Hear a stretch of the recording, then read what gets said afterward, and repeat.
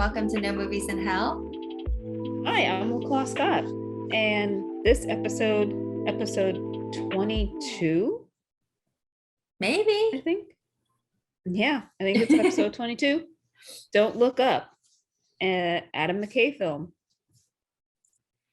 So, LaCroix, I know you have strong feelings about this movie. I do have strong feelings. What can I say? Adam McKay, Vice, Step Brothers. Step Brothers is like the movie that I actually love, and I love to have it on in the background as I do things like clean my house. Wow. I can recite many things. How do you view Adam McKay, Chris? I never saw Vice, although it was on my list. I just never got around to it and then I guess forgot. Step Brothers, I did enjoy, although I only watched it once. So I am a Step Brothers underachiever compared to you, but I liked it. I thought it was funny. I don't recognize Adam McKay's name. Like if you say this is an Adam McKay movie, I don't know who that is. So, Oh, fun fact, he actually produced Barb and Star Coda Vista Del Mar. So okay. Well, along I will with Will remember Ferrell. his name going forward then. Even though I didn't recognize Adam McKay's name, I do recognize a significant portion of the cast associated with this movie. So the cast For sure. is crazy big for They spared no expense.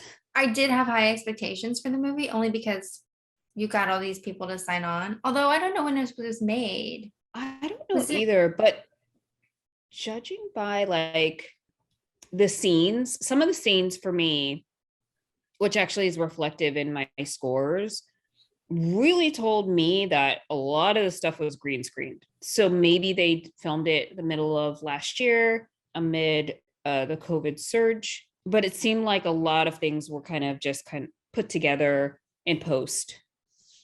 Sure. And it when we look at casting, I think you have to sort of take that into consideration. If the movie was made during COVID, were people more available, right? Like it's not like filming schedules are going crazy or blowing up because everyone's working on set. You know, maybe I think Jason Bateman had a quote in an interview that I saw when he did Juno, and he said they called him up. He was suggested by Michael Cera for the role of the father, and whoever does casting, called him up and said, "Hey, are you interested in this role?" And he said, "I was watering my lawn at the time," and I said, "Sure." That is hilarious. If people are in quarantine or semi-quarantine because of pandemic, are they more apt to take a role in a movie that maybe they would not ordinarily be able to fit into their schedule? Not that they wouldn't be able to do this movie generally, but just sort of something to consider. Judging by the cast of Sing 2, it's totally what happened. Yeah, the cast of Sing 2 is incredible. Like yeah, I didn't even see Sing 1, but I was like, maybe I should see Sing 2. I feel like there's so many advertisements like at the movies or on television. It's bizarre. But I was like, wait, Matthew McConaughey is in this? Yes. People were busy doing voice acting during the pandemic. And I feel like this movie, pandemic movie. So let's pull up our slides. Oh boy. Don't look up, got a 13 from you. Yeah, this is like the lowest rated film I have reviewed. It is. Thus far. By a lot. You were generous, 21. Right above average. Yeah. So yours, I was generous, but yours is more interesting. So let's talk about yours first. All right. So I think the acting was well done. However, I really struggled with, oh my gosh. I struggled with the premise that you have like Leonardo DiCaprio, Jennifer, oh my gosh, what's her last name? Yes, Jennifer Lawrence. You have a Meryl Streep, right? This is probably at her lowest. Like she's done some incredible work. Even like when she was trying to be funny and campy, like with She-Devil and with, of course, Death Becomes Her, which is one of my favorite films ever. I understand the appeal to be campy and kind of play a degenerate character, but this was just bad.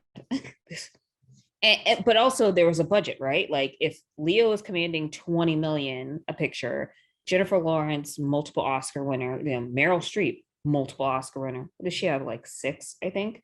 You have a Timothy Chalamet shows up in here. You have Jonah Hill, Oscar nominated. There's so Kate Blanchett, almost unrecognizable. Like they do a great job with her character. It was on preaching to the choir.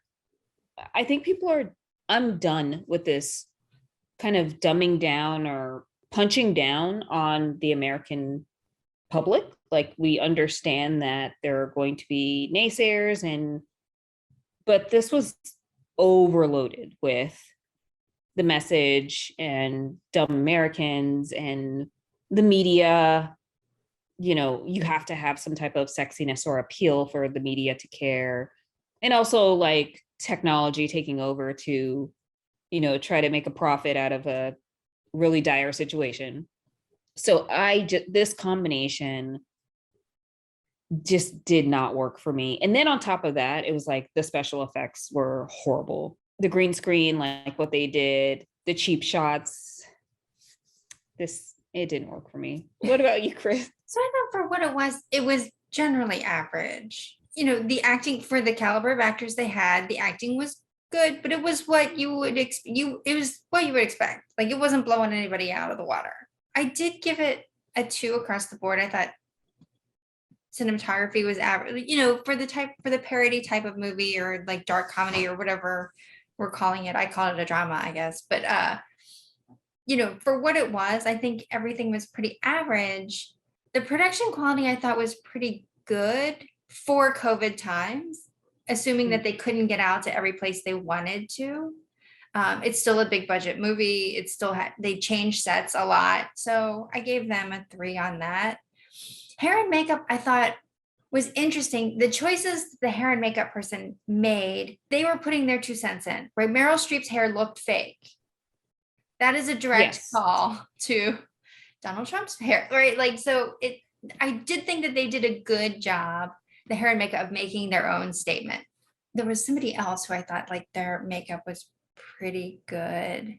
Oh, well, yeah, Kate Blanchett. Like she's almost unrecognizable. Like the way that they did her in the beginning, especially, like her face, of course, became more animated as the movie went on. But in the beginning, when she couldn't move like the top 2/3 of her face, I was like, oh my gosh, that's like, however they're doing that. And it might be her doing it because she's good enough to do that. Wow. The awesome choice. Yeah, I gave it an average score. There were so many characters that had such bad hair. Like Timothy Chalamet's hair was horrible. Jennifer Lawrence's hair was horrible. Like I understand that they wanted to do like that crunchy scientist, and it just didn't work. Well, for me. When Call Me by Your Name came out, I remember there was an interview with Jennifer Lawrence where she said she thought Timothée was hot, but she thought he was a little bit too young for her. And so the fact that they got together, I thought that was, I appreciated that element of it. But then it just becomes, this is like a vanity project. Everything like, oh, I want to work with Meryl Streep. This is this is how it's going to come together. Or you're making these actors' dreams come true. Right. Well, we can talk about that too when we talk about Barb and Star. Yes. This was an ultimate grift. So kudos to Adam McKay. I think if this movie had come out 2 years ago, maybe 3 years ago, it would have hit better. I agree. But I also think that this wouldn't be a movie that would be in the movie theaters. I feel like there's some quality of it that just doesn't, it would have to be done a little differently. I feel like it was too long as well. But there's something about it that I don't think would fit kind of like the typical box office type film.